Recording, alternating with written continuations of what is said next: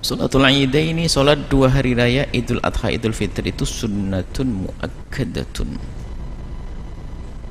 Sunnah muakkadah, sunnah yang sangat dikukuhkan. Bahkan sebagian mengatakan fardu kifayah. Jika sebuah negeri tidak ada salat Idnya, diperangi. Kenapa? Meninggalkan fardu kifayah, syiar. Sebagian mendapat seperti itu. Akan tapi dalam madhab kita yang dikukuhkan adalah sunnah muakkadah, sunnah yang sangat sunnah, sunnah kelas besar, kelas berat. Ada sunnah muakkadah yang disunnahkan berjamaah, ada sunnah muakkadah yang tidak disunnahkan berjamaah. Termasuk sunnah muakkadah, sunnah yang sangat dikukuhkan, disunnahkan untuk berjamaah, ya ini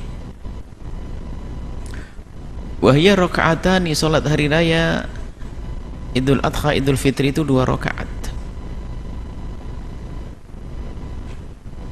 Yukabbiru fil ula, di rakaat pertama membaca takbir sab'an 7 kali, siwa takbiratul ihrami, selain takbiratul ihram. Wa fi thaniyati, dan yang kedua khamsan 5 takbir, siwa takbiratul qiyami, selain daripada takbir waktu berdiri.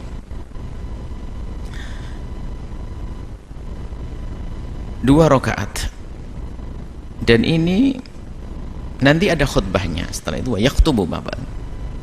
Tapi bagi siapapun yang nggak ada khutib, maka tetap disunahkan sholat hari raya Idul Fitri biarpun tanpa khutib, tanpa khutbah. Misalnya ini, mumpung ingat, takut kita tunda nanti tambah lupa, ibu-ibu yang solehah ini mungkin karena kesibukannya atau apa, tidak sempat pergi ke masjid atau ke lapangan untuk melakukan sholat hari raya, atau berangkat sudah terlambat karena sholatnya kan duluan, khutbahnya nyusul kan begitu, ketinggalan sholat, bagaimana? Maka tetap disunnahkan melakukan sholat sunnah hari raya Idul Adha Idul Fitri biarpun tanpa berjamaah. Maka jangan sampai ada yang ketinggalan. Kalaupun ketinggalan dari jamaah di masjid atau di lapangan, maka kita hendaknya melakukan sendiri, atau termasuk ibu-ibu atau siapapun yang tidak sempat pergi ke masjid, maka sholatlah di rumah. Kalau memang ada orang lain, bisa rombongan juga jamaah, bisa menghadirkan khutbah juga di rumah. Kalaupun tidak pakai khutbah, maka sholatnya sah. Dan ini bukan seperti sholat Jumat, kalau nggak ada khutbah nggak sah. Di sini tidak. Kemudian yang kedua adalah masalah takbir yang 7, itu adalah juga sunnah. Sebab wajibnya takbir itu hanya sekali, waktu takbiratul ihram, waktu dia mau masuk sholat. Aku sholat hari raya Idul Fitri, Allahu Akbar sekali. Selebihnya adalah sunnah. Maka kalau seorang imam sudah terlanjur membaca Fatihah, nggak usah kembali lagi kepada yang sunnah, karena sudah masuk rukun, sudah.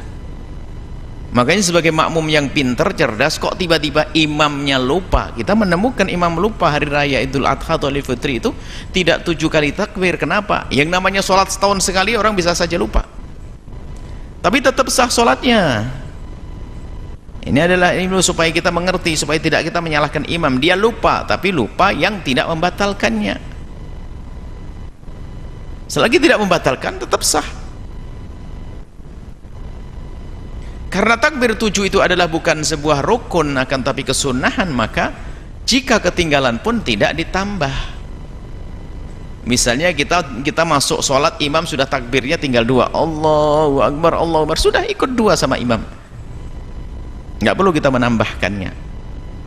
Berbeda dengan takbir di dalam sholat jenazah, maka karena takbirnya itu adalah rukun, kalau kita masbuk dalam takbir jenazah, kita harus sempurnakan.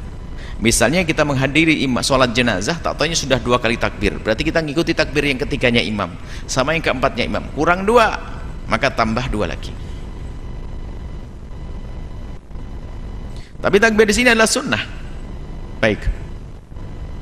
Begitu juga yang rakaat kedua adalah 5 sunnah. Kalau sudah terlanjur baca Fatihah, maka tidak perlu lagi kembali kepada takbir tersebut. Setelah sholatnya duluan. Wa yakhtubu ba'daha khutbataini. Khutbah di dalam sholat hari raya 2 khutbah. Yang khutbah ya khatibnya tentunya.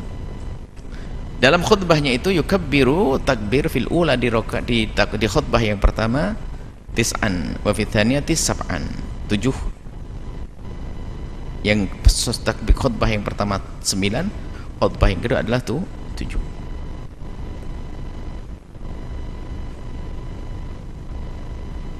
Nah, ini adalah masalah khutbah. Jadi khutbahnya menurut kebanyakan ulama, khususnya dalam mazhab Imam Syafi'i, khutbahnya adalah setelah sholatnya. Berbeda dengan Jumat. Kalau Jumat khutbah dulu baru sholat. Selesai. Cara khutbahnya persis seperti khutbah-khutbah di dalam sholat Jumat, termasuk rukun-rukunnya dan sebagainya. Hanya perbedaannya kalau ternyata ada bolong rukunnya dalam khutbah ini, tidak membatalkan sholat hari rayanya, hanya kehilangan keutamaannya saja, kurang sempurna begitu saja, tapi tidak membatalkan. Karena kalau tidak khutbah pun juga sholatnya sah, karena ini bukan seperti sholat Jumat. Maka biarpun demikian tetap harus waspada di saat melakukan sholat, harus hati-hati. Sebisa mungkin menghadirkan takbir dalam khutbahnya sesuai dengan yang disebutkan oleh para ulama. 9 takbir yang pertama, kemudian 7 yang kedua. Kemudian bab yang lain lagi disempurnakan aja. Wa yukabbiru min ghurubi asy-syamsi min lailatil 'idi ila ayadkhul al-imamu fi sholati. Membaca takbir dimulai dari terbitnya matahari. Dalam mazhab kita Imam Syafi'i, dimulai takbir itu dari terbenamnya matahari hari raya. Hari ini tanggal Ramadan terakhir. Di sini dalam salat hari raya Idul Fitri. Wa dzalika fi yaumi Idul Fitri, ini di hari raya Idul Fitri saja.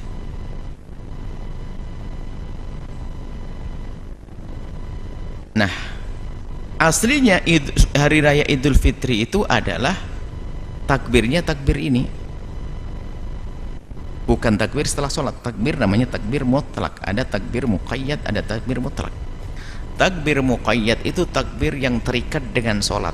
Kapan ada sholat ada takbir, nggak ada sholat nggak ada takbir, itu muqayyad. Dan takbir setelah hari raya, takbir di hari raya Idul Fitri namanya takbir mursal, takbir bebas, tidak terikat dengan sholat, dikerjakan di jalan-jalan dan sebagainya.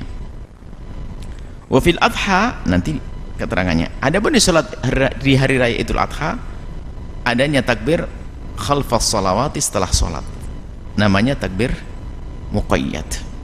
Setelah sholat mafrudat, sholat yang difardukan. Dimulai kapan? Dimulai dari min subhi yaumi arafata, tanggal 9, min subhi yaumi arafata, hari wukuf. Subhi dari wukuf, dari pagi di hari Arafah itu sudah mulai takbir, dan takbir adalah setelah sholat. Ila al-asri, sampai hari asar, sampai waktu asar, fi akhiri ayyami tasyriki, di hari tasyrik. Jadi mulai dari subhi yaumi arafata, kemudian hari raya korban, tasyrik 1, tasyrik 2, tasyrik 3 sampai maghrib. Itu adalah takbir.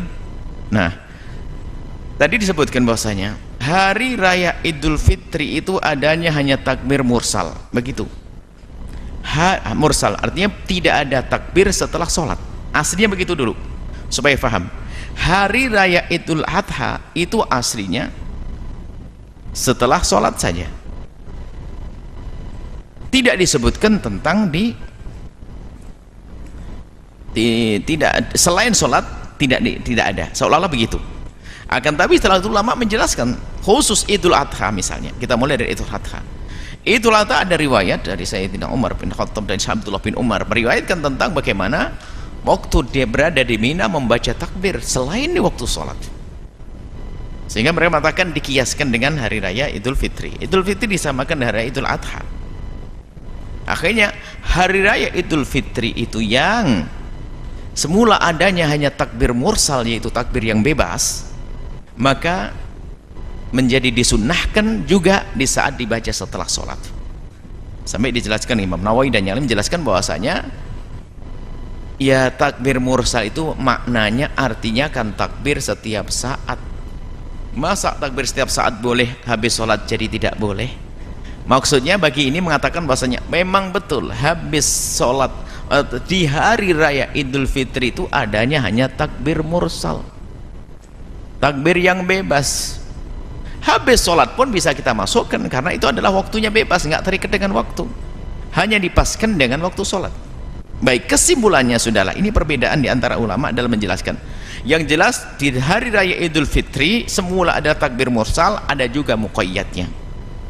Sampai kapan waktunya berakhir? Sampai imam masuk, sampai berdiri di mimbar. Hari raya Idul Adha yang semula adalah muqayyad, semuanya habis sholat, dan itu sampai asar hari tasyrik. Akan tapi juga ada nanti mursalnya, yaitu di hari rayanya. Malam hari raya disamakan dengan hari raya Idul Fitri, sehingga habis maghrib kita menggembangkan takbir hingga imam naik mimbar, selesai. Ini adalah masalah sholat hari raya. Dan setelah Anda menyaksikan video ini, jangan lupa berselawat kepada baginda Nabi Muhammad sallallahu alaihi wa alihi wa sahbihi wasallam.